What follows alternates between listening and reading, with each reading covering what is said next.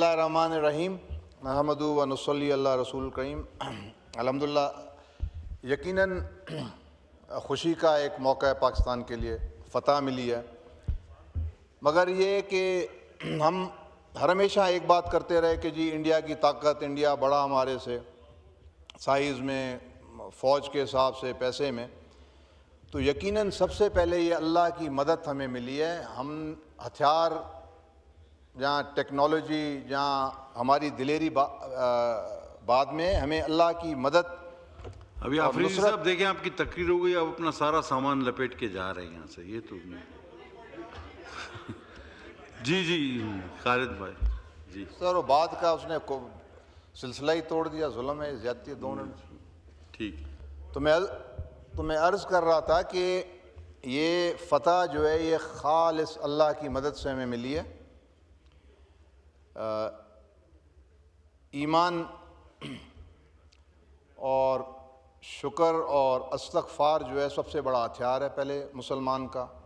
जंग बदर का मौका भी है। जंग बदर में मुसलमानों की ईमान की वजह से अल्लाह ने फ़तह दी। हुनैन की जंग में क़ुव्वत, ताकत सब कुछ थी, मगर छोड़ के वो भागे।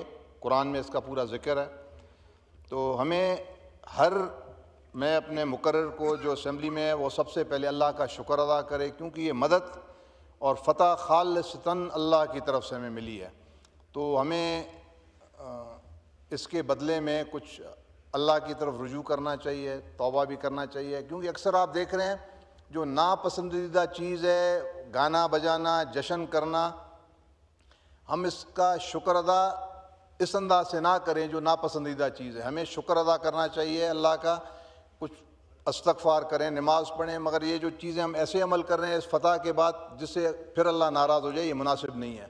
तो हमें कुछ ऐसा अमल करके दिखाएं कि वाकई अल्लाह ने जब मेहरबानी की है तो उसके नतीजे में हम उसके शुक्र अदा कैसे कर रहे हैं।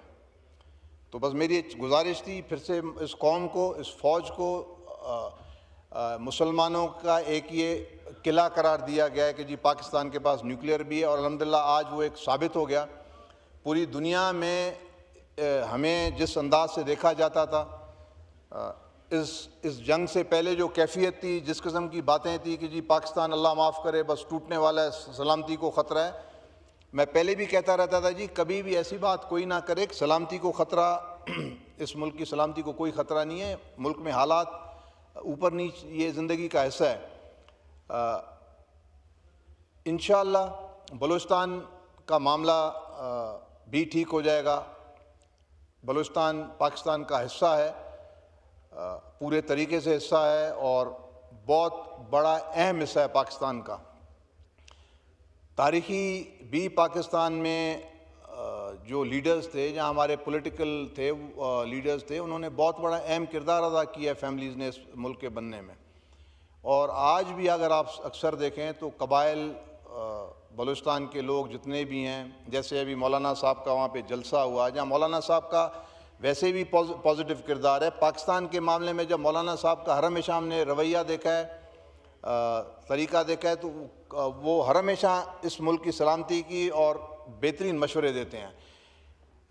दूसरा मैं कर्ज़ करूँगा कि हम ये अक्सर पाकिस्तान के मामले में जब बयानात देते हैं कि जी हमें फ़तह हो गई, तो हम बार बार ये कहते हैं हम कोई फ़लस्तीन तो नहीं है कि हमारे साथ।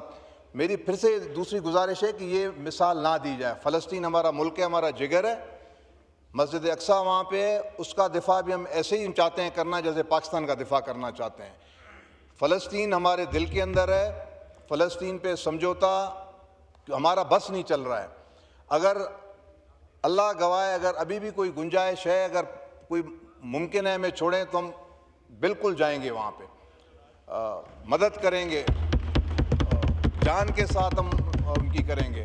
फिर से मेरी गुजारिश है कि फ़लस्तीन की मिसाल ना दी जाए। आप किसी और मुस्लिम ममलिकतों का मिसाल अगर देना चाहें जो कमज़ोर हैं, जिनके हालात ख़राब हैं, मगर फ़लस्तीन के ऊपर एहतियात से बात करें। शुक्रिया जी।